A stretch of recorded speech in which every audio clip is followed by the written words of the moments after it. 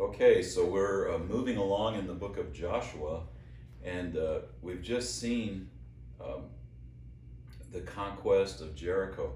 And so, right on the heels of that, it seems like Israel is pretty confident here. And the next episode is in chapter 7, and they go into the city Ai, and they're going to defeat Ai. But what happens is they go in, all of a sudden, they are run out of town, and they lose, there's a loss of life, and they are thwarted. And in verse 6, it says, well, the end of verse 5, the hearts of the people melted and became as water. In verse 6, then Joshua tore his clothes and fell on the earth, to the earth on his face before the ark of the Lord until the evening, both he and the elders of Israel, and they put dust on their heads. This is in chapter 7. And once again, we see here Joshua taking on some of the very attributes that made Moses great is quick and total repentance and humbling oneself before God. And he just wondered what's going on here. Well, in verse 10, the Lord responds to Joshua, it says, and it says, rise up, why is it that you have fallen on your face? Verse 11, Israel has sinned.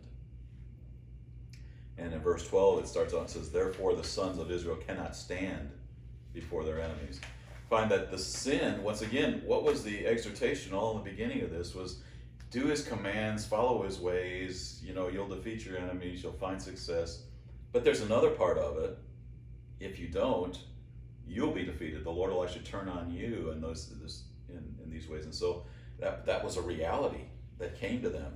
And all of a sudden they were defeated, and they're really upset. They don't know what to do. Well, the sin is dealt with. What happened is there was a ban on things that should not be taken.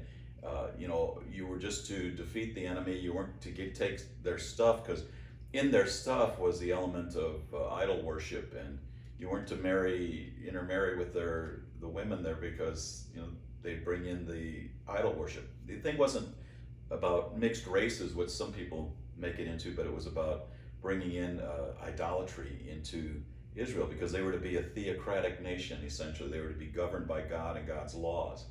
And here, if you bring in some other gods and some other ways, and it takes away from that. And not only does it take away from the way God instructed you to do, but it brings destruction on your people. God is, he's concerned for the people. And so what he's given us is, this is the best way to live. If you live this way, it will go well for you. He's concerned about us. And if we don't live that way, guess what happens? Destruction goes throughout the camp, and it started throughout the camp. Well, they found the guy that had done it, a man named Achan. It's horrible to have your name forever written in the Bible as, in this way, as one that was in disobedience. And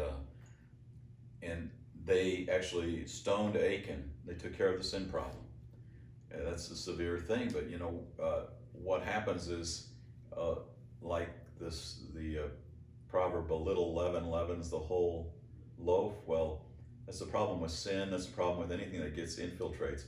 On the opposite side, if you take a bad thing and you infiltrate it with righteousness as leaven, and the gospel is leaven, it also begins to fill the earth, as the parable says in the New Testament.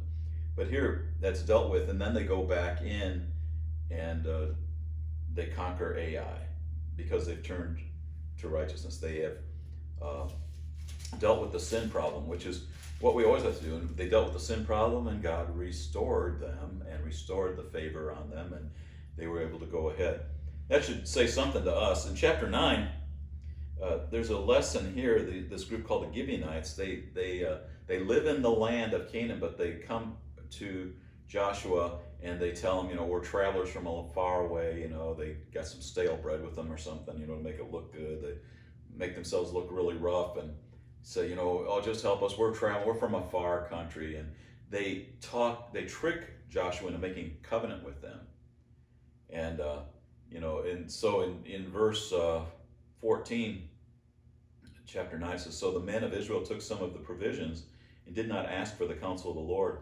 And Joshua made peace with them and made a covenant with them to let them live. And the leaders of the congregation swore an oath to them. Well, he hadn't inquired of God about this. And, it's really something that in everything we should really look to the Lord, no matter what the circumstance looks like. Even if it looks like, well, this is a wonderful deal. Have any of you ever come on a wonderful deal that turned out it really wasn't wonderful? but it looked really good in the beginning. And so it's important for us to inquire of the Lord, ask His direction, ask His guidance. And this very much is an illustration of that. So they make this covenant with the Gibeonites, and there's really something about your word that's powerful when you do it, even if it wasn't God's will in the beginning. Psalm 15, 4, it talks about that, who shall ascend to the hill of the Lord and who shall dwell in His holy place. It says that both in Psalm 15 and Psalm 24, but in 15 it goes on to say something that applies to this situation. In verse 4, the last part of it, it says, just in verse 4, in whose eyes a reprobate is despised, but who honors those who fear the Lord. He swears to his own hurt and does not change. And here's the thing is, Joshua had made a covenant. He'd sworn, to the Gibeonites that we will now protect you. We will, we're in alliance with you. We'll, if enemies come against you, we'll support you. And he was supposed to drive these out of that land. Well, he had sworn, and here, one that's faithful to the Lord, the righteous of the Lord, swear even to their own hurt and do not change. Sometimes we may make a commitment. We say, okay, I'm going to do this, and also we find out it's not going to be to our best advantage, or maybe economically it's not going to work, but we promised to someone that we would fulfill this. And here it says, those that will dwell in the hill of the Lord, those that will rise up in that place and really be in true fellowship with Him, they even swear to their own hurt and do not change. Once you've given your word, it says you follow through on that. So, as we look through the rest of Joshua basically details the inheritance of the Israelites. It talks about dividing up the land, how they actually come into this promised land and who gets it. And, Caleb comes in and gets his part, and he's 80 years old, but he says, I'm just like I was when I was a youngster. And he goes in, he's wanting this certain hill. And the guy is like, he's pretty awesome. I want to get some of the older folks in my generation together. I thought a good name for us would be the Caleb Codgers. Just a bunch of old codgers that get together. So we want to go in that promised land with this young group, And so, anyway, Caleb was kind of like that. He's a real hero. In chapter 22 at the end, there's this whole thing that goes on. Some of the tribe of Gad and Reuben, some of them settled on the opposite side of the Jordan, not in the promised land, but before they entered the Jordan, they settled some of their people on that side. And there came this conflict between them and the rest of the Israelites. And like, are you going to be a part of us? You're not part of us. You're not over on this side. Don't we always get really territorial, it seems like, in a lot of these things. And so there was this contention that was beginning to come up. And so what they did is they came to a settlement and they made peace.